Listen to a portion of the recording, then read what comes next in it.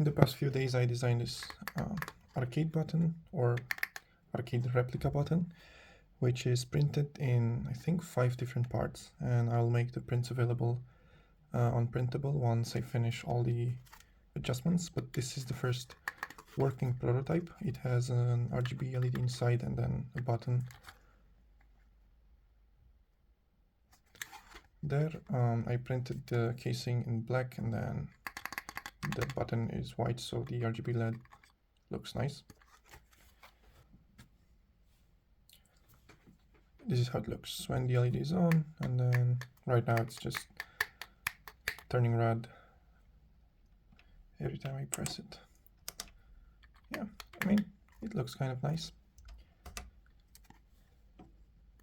And I think it's very close to an arcade button. And it's a very nice fidgeting toy. Printing 3 more right now. And then I'll post it on Printable.